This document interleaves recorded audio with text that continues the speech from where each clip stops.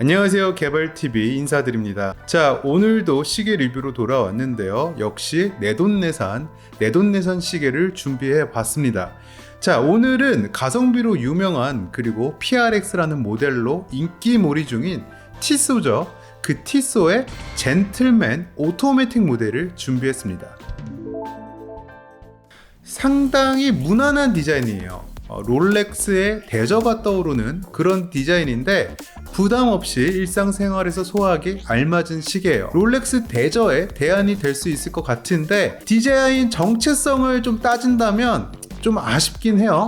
근데 올 어라운드 그런 느낌의 시계예요. 분명 태생은 드레스워치인데 캐주얼 영역까지 넘볼 수 있는 디자인이라는 거죠. 쉽게 말하면 정장에서 캐주얼까지 소화가 가능하다는 거예요. 다이얼에서 아워 마커를 보면 이 막대기로 되어 있죠. 뭐 아시다시피 제가 시계 디자이너잖아요.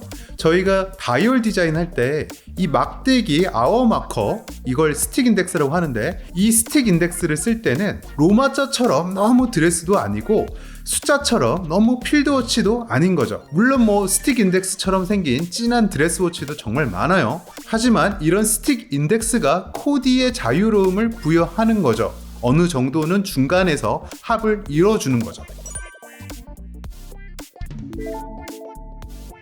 그리고 성능을 보면 아마도 결정적으로 구매 클릭을 누르게끔 만든 요인이 아닌가 싶은데요.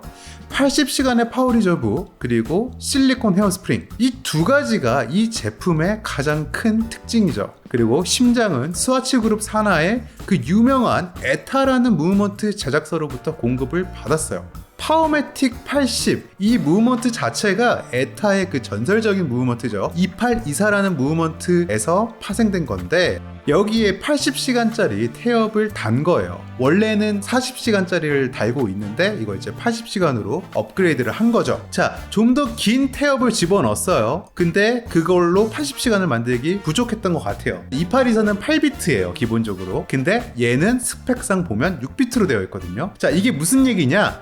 8칸 움직여야 1초가 됐던 무브먼트를 6칸 움직여야 1초가 되게끔 수정을 한 거예요. 그럼 1초당 2칸씩 세이브가 되는 거죠. 뭐 이러한 변화가 성능에 큰 차이를 만들진 않아요. 근데 스무스하게 움직이던 초침이 좀 더 덜 스무스하게 움직이게 됐다는 거죠. 그래서 40시간의 파워 리저브를 80시간으로 끌어올렸고 실리콘 헤어스프링을 사용을 했어요. 이 실리콘 헤어스프링을 썼다는 거는 항자성을 뜻하는 건데 오메가처럼 정확히 몇 가우스를 이겨낼 수 있다 이렇게 표기하진 않았어요. 하지만 티소의 공식 자료를 살펴보면 자석으로부터 영향을 받지 않는다는 걸 볼 수 있죠. 그래서 정리를 해보면 파워매틱 80이라는 무브먼트를 사용했어요. 그 무브먼트에 실리슘, 이 실리콘 헤어스프링이 달린 버전, 그 무브먼트를 이 시계에서 사용했다는 거고요. 자, 이 만듦새를 보면 스위스 브랜드로서 갖춰야 될 공식은 다 갖췄어요. 기본적으로 드레스 워치지만 100m의 방수를 지원하고요. 이 다이얼을 보호하는 유리는 사파이어 크리스탈로 되어 있어요. 크리스탈 안쪽에 AR 코팅이라고 하죠. 빛 반사 방지 필름을 넣었는데 브라운 틴트가 살짝 들어가 있어요. 그래서 검정색 다이얼인데 빛에 따라 갈색을 살짝 보여주죠. 선레이 텍스처로 마감 처리를 해서 빛에 따라서 이렇게 결이 보이는 걸 볼 수 있고요. 그리고 인덱스에는 여러 면을 사용했어요. 면을 여러 개 사용해서 입체감을 극대화시켰고요. 그리고 데이트 주변에 메탈 프레임을 쳐놨는데 여기에도 여러 면을 사용했어요. 자, 케이스 뒷면에는 시스루 케이스백으로 되어 있고요. 전체적으로 만듦새가 상당히 준수한 편인 걸 볼 수 있어요. 버터플라이 버클도 사용했고요. 통메탈로 만든 브레이슬릿, 뭐 하나 빠지는 부분이 없는 것 같네요. 참고로 제가 가지고 있는 이 시계의 피니싱은 따로 커스텀을 한 거라 이 줄 가운데 링크에 있던 광택이 없어요. 전 개인적으로 이게 좀 더 좋은 것 같아요. 좀 더 차분해진 느낌이 있죠. 이 브레이슬릿에는 특징이 있는데요. 요 세세하게 조정할 수 있게끔 작은 링크를 버클 쪽에 배치를 했어요. 그래서 미세하게 여러분들이 사이즈를 줄일 수 있게 만들어 놓은 거죠.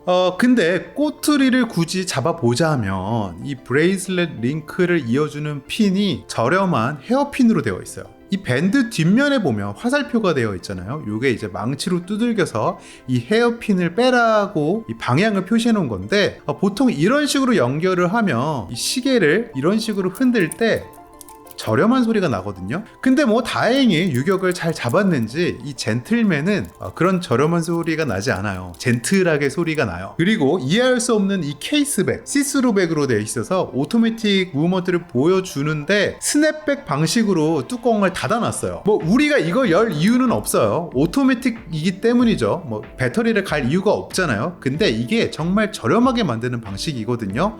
이게 그냥 좀 아쉽다 이런 거죠. 근데 이걸 또 장점으로 승화시킨다면 뒤에 써있는 글자들이 티소라고 써있고 글자들이 막 써있잖아요. 이거를 완벽하게 정렬을 할 수 있다, 이렇게 스냅백으로 만들면 요게 이제 장점이 될 수가 있는 건데, 어쨌든 매우 저렴한 방식으로 만든 케이스백이라는 거, 그리고 실링이 좀 약할 수 있어요. 요게 두 가지 단점이 될 수 있을 것 같아요.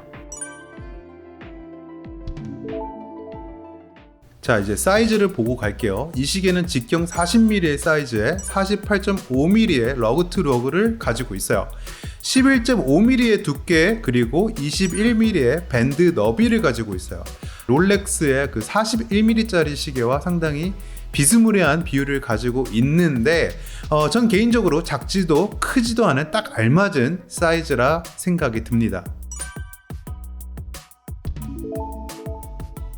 자, 이제 가성비를 한번 알아보려고 하는데요. 엄청 저렴한 건 아니지만 80시간의 파워 리저브에 항자성까지 가지고 있는 제품에 775불이라는 가격은 사실 납득이 되는 수준을 넘어서 괜찮은 편이라는 생각이 들어요. 이 브랜드 파워를 떠나서 제품만 본다면 상당한 수준이죠. 만약에 여러분들이 775불이 좀 부담스럽다, 이 돈에 이걸 사? 라고 생각을 하신다면 병행 수입이나 미국의 유명한 조마샵이죠, 이런 비공식 딜러를 통해서 구매를 하시면 50만원대에서 새 제품을 만나보실 수 있어요. 여담인데 저는 이 제품을 사실 구매할 때 PRX랑 고민을 많이 했어요. PRX도 최근에 파워매틱 80을 달고 나왔거든요. 그리고 심지어 가격도 이 녀석보다 한 100불 정도 저렴해요. 근데 이 실리콘 헤어 스프링, 이게 젠틀맨에만 있거든요. 그래서 전 이 녀석을 구매하게 되었죠. 물론 단점도 있어요. 21mm의 스트랩 사이즈가 이 줄교체를 즐겨 하시는 분들에게 걸림돌이 될 수 있거든요. 보통 짝수로 사용하기 때문에 시중에서 21mm짜리 찾는 게 쉽지 않아요. 하지만 아무 생각 없이 찰 수 있는 패션에 구애받지 않는 가성비와 디자인, 품질, 모든 걸 갖춘 모델이 아닌가 싶어요. 그래서 여러분들께 이 시계는 조심스럽게 추천을 드려볼 수 있을 것 같아요.